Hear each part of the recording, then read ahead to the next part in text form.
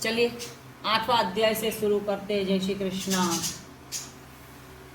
दुर्योधन की अंत्येष्टि एवं श्री कृष्ण का युधिष्ठिर को राजसु यज्ञ की प्रेरणा देना तथा युधिष्ठिर का शर शैया पर पड़े भीष्म पितामह के पास नीति पूछने जाना। सुत जी बोले, हे ऋषियों, अश्वत्थामा को मुक्त करने के बाद धर्मराज युधिष्ठिर और भगवान श्री कृष्ण की आज्ञा पाकर दुर्योधन आदि राजाओं के जो शरीर रणभूमि पर पड़े हुए थे उन्हें उनके कुटुंबियों ने उठा कर उसकी विधिवत अंत्येष्टि क्रिया की।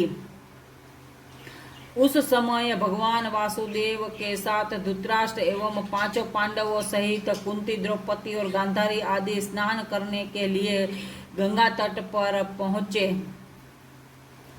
उस समय वे स्त्रियां जो विधवा हो गई थी अपने अपने पतियों के गुणों को बखान कर रुदन करने लगी।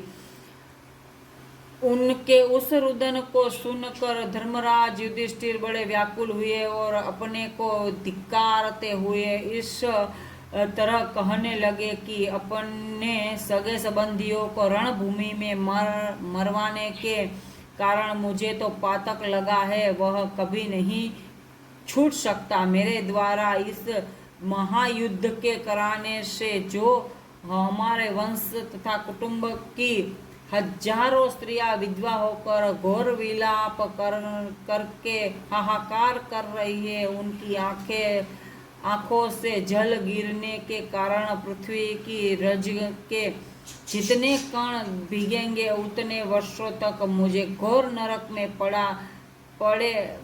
में रहना पड़ेगा। मेरे युद्ध में वृत्ति होने के कारण गुरु द्रोणाचार्य, पितामह भीष्म, हजारों विप्रों को नित्य दान देने वाला भाई कर्ण, हजारों शूरवीर तथा मेरे वंश और रिश्तेदार मृत्यु के मुंह में पहुंच चुके हैं। अतः इस प्रकार अधर्म से प्राप्त हुआ राज्य का भोग करना मुझको कभी भी स्वीकार करना उचित नहीं है। धर्मराज युधिष्ठिर ने ऐसे वचन सुनकर भगवान श्री कृष्ण एवं वेद व्यास आदि ऋषि मुनि और ब्राह्मणों ने उनको समझाते हुए कहा, हे धर्मराज, पूर्व काल से ही सभी राजागण इसी तरह राज्य करते आए हैं। भूमि का राज्य पद को पाने के लिए पुत्र पिता को और भाई भाई को मार देता है। जैसे वे लोग राज्य पाकर अश्वमेघ एवं राजसु यज्ञ करके पापों से छूट गए, वैसे ही तुम भी अश्वमेघ एवं राजसु यज्ञ करके पापों से मुक्त हो जाओ। भगवान श्री कृष्णचंद्र की यह बात सुनकर धर्मराज ने कहा, ज्योति स्वरूप आपका यह वचन केवल मन को समझाने के लिए है, क्योंकि यज्ञ करने से तो पशु आदि और भी बहुत से जीवों की हत्या हमारे हाथों से होगी। जैसे कोई मनुष्य मैल को धोना चाहे तो वह कभी नहीं छूटता, वैसे ही हमारे यज्ञ करने से इन विधवा स्त्रियों का दुख कभी दूर नहीं हो सकेगा। यदि आप कहे कि पहले तो तुम्हें राज्य पाने की इच्छा से इतनी भारी संग्राम किया और अब राज्य करना स्वीकार क्यों नहीं करते हो, इस विषयों पर भी मैं यह कहता हूँ कि मेरी इच्छा इस समय भी युद्ध करने की नहीं थी, परंतु न जाने अब मेरी बुद्धि को क्या हो गया है जो यह महाभारत का युद्ध हो गया। हे श्याम सुंदर, अब मैं राज्य सिंहासन पर नहीं बैठूंगा। धर्मराज के यह वचन सुनकर श्री कृष्णचंद्र ने अपने मन में सोचा कि धर्मराज युधिष्ठिर को मेरा कहा नहीं मानेंगे, अतएव कोई और प्रयत्न करना चाहिए। जिस समय श्री कृष्णचंद्र ने अपने हृदय में यह विचार कर ही रहे थे, उसी समय ब्राह्मणों एवं ऋषि मुनियों ने उससे यह प्रार्थना की कि हे ब्रजराज, धर्मराज का चित्त राजकाज में नहीं लग रहा है और वे इसी में पड़े हुए हैं कि उन्होंने युद्ध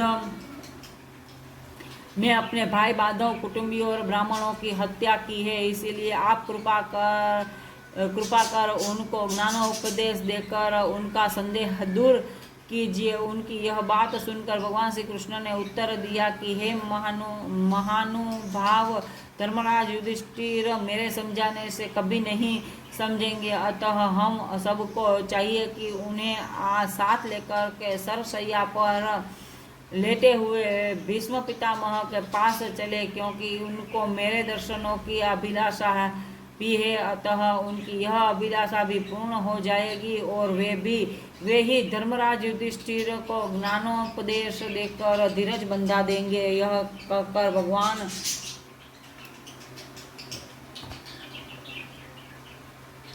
श्री कृष्णचंद्र ने धर्मराज को अपने पास बुलाकर कहा, हे युधिष्ठिर, तुम्हारी चिंता अभी दूर नहीं हुई है और उधर ऋषि मुनि कहते हैं कि तुम्हें इस पाप से मुक्ति होने के लिए अश्वमेध यज्ञ करना चाहिए। मेरे समझाने पर भी तुम्हारे लिए ज्ञान नहीं हुआ, अतः अब तुम हमारे साथ पितामह भीष्म के पास चलो। वे बड़े ज्ञानवान हैं, अतः वे जो भी आज्ञा करे वो जो भी आज्ञा करे उसी के अनुसार तुम कार्य करना। श्री कृष्णचंद्र जी की इस बात को धर्मराज युधिष्ठिर ने मान लिया। तत्पश्चात वे अपने चारों भाइयों, द्रौपदी, ब्राह्मणों और ऋषियों मुनियों सहित श्री कृष्णचंद्र जी के साथ उस स्थान पर जा पहुंचे जहां पर युद्ध क्षेत्र में भीष्म पितामह सरसैया पर पड़े थे। संपूर्ण ब्राह्मण समाज उनके दाहिनी तरफ बैठ गया और द्रौपदी सहित पांचों पांडव उनकी बाईं ओर बैठ गए। भगवान श्री कृष्णचंद्र उनके मुख के सामने चरणों की ओर बैठे, क्योंकि वह जानते थे कि भीष्म पितामह को उनके दर्शन की इच्छा है। अतः वे किसी दूसरी ओर बैठते तो पितामह को घायल अवस्था में करवट बदलने से बहुत कष्ट होता। इसी विचार को पाकर देवर्षि नारद, भरद्वाज, परशुराम आदि भीष्म पितामह से ज्ञान उपदेश सुनने के लिए आए। उस समय भीष्म पितामह ने भगवान श्री कृष्ण वासुदेव का मानसिक पूजन किया। जय श्री कृष्ण। 8वां अध्याय संपूर्ण। बोले वासुदेव भगवान श्री कृष्ण की जय हो।